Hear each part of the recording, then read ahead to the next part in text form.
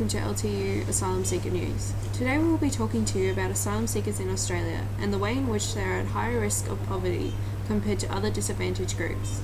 We will be discussing the causes and consequences of poverty for asylum seekers and explain a social security benefit that assists asylum seekers in Australia.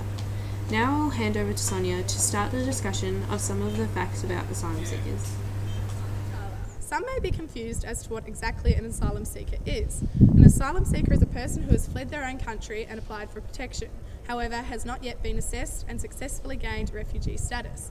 Every refugee has at some point been an asylum seeker. Interestingly, Australia has a long history of accepting refugees for resettlement, and over 800,000 refugees and displaced persons have settled in Australia since 1945. The majority of asylum seekers who arrive in Australia by boat are found to be genuine refugees fleeing persecution, torture and violence. Asylum seekers, irrespective of their mode of arrival, like others that arrive in Australia without a valid visa, are classified by Australian law to be unlawful non-citizens. Now I'll hand over to Mariah to explain the contrasting explanations of why and how asylum seekers are affected by inequality and poverty. Thank you, Sonia. Although many feel sympathy towards asylum seekers and the horrible experience they have encountered, there are many differing opinions, and I will mention just a few today to help further our understandings of how inequality and poverty affect asylum seekers in Australia. On August 13, 2012, former Prime Minister Kevin Rudd introduced new policies in regards to Australia's refugee and asylum seekers. He announced that any refugee or asylum seeker who arrived by boat would no longer have any rights to work in the country.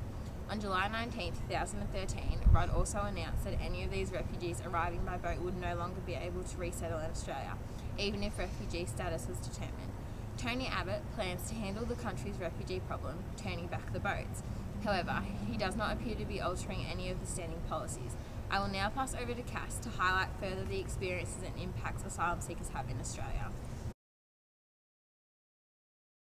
I feel as though Australia, the general public and particularly the older public, they have a huge misconception on what asylum seekers are doing to come over here. Like, a lot of people think that the people that are coming over here are really rich and stuff to be able to buy these tickets to get on these boats, and referring to them as boat people. But that's absolutely not the case, because I feel like if your family was in danger in a war zone or whatever, like, you would sell your bloody kidneys to get your family to a safe place. And the concept that people are jumping a line, it absolutely infuriates me, because there is no line at all. When Australia accepts refugees and asylum seekers, it's based on like a need basis. So there's no line. It's not like if there was a line, the person at the end would have to wait something like 3,000 years. Asylum seekers is that it's a huge worldwide problem, and you can't just let them flood into Australia or Europe or any other country. You have to have a way of controlling it, and I think it's really important that they attend to the problems that cause the mass exodus in the first place.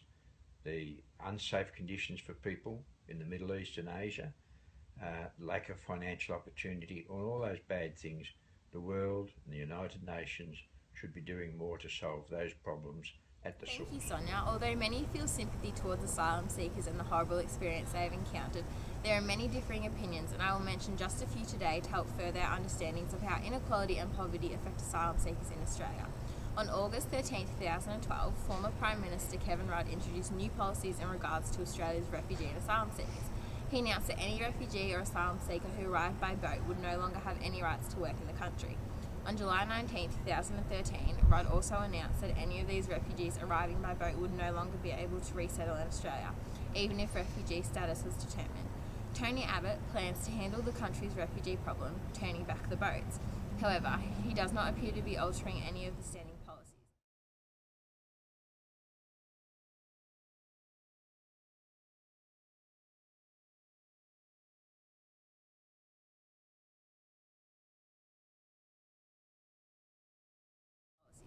I will now pass over to Cass to highlight further the experiences and impacts asylum seekers have in Australia. Right, I will start by saying that refugees in Australia are legally entitled under the Migration Act 1958 to access to healthcare, social security, housing services, subsidised accommodations, free primary and secondary schooling, and employment assistance. However, this does not happen under the current and the past government. Let's look at that term there, illegal arrivals, illegal immigrants. You use it regularly, but international human rights law clearly states that it is not illegal to arrive by boat in a country and seek asylum, why do you consistently use such an inflammatory term as illegal immigrants?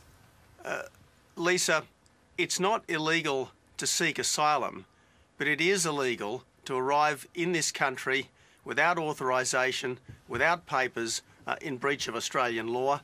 The United Nations, Article 31 of the UN Convention specifically refers to people arriving illegally. Inequality, derogatory terms including boat people, Malaysia deal, illegal arrivals and queue jumpers.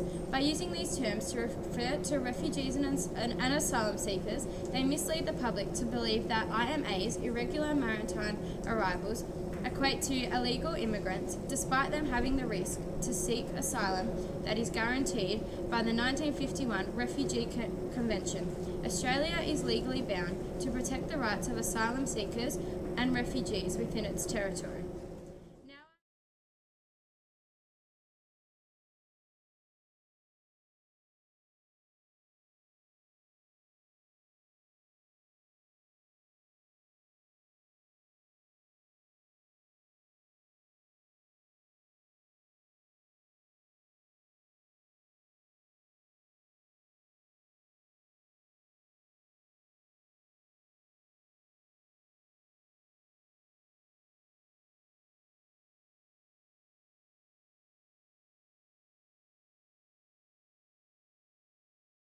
Territory. Now I will play a short clip explaining how Australia responds to boat people.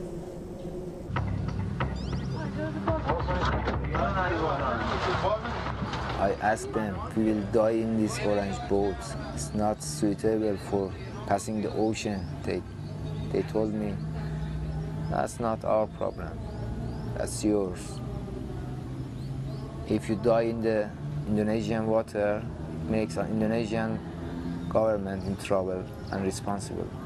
That's not our problem. From watching this short clip, we can see that asylum seekers are impacted and have many different experiences of inequality and poverty. I will now hand over to Kath to explain a social security benefit relevant to asylum seekers and the extent to which this benefit reduces or alleviates poverty.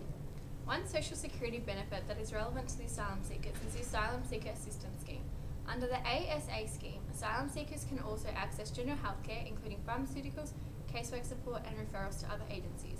That includes legal, medical, counselling, social, education, housing and material aid. With little social security benefits allowed to those under the asylum seeker title, we see that refugees in Australia are entitled to more benefits to help them out and to help reduce the number of poverty. Some of these include financial support for refugees and humanitarian entrance.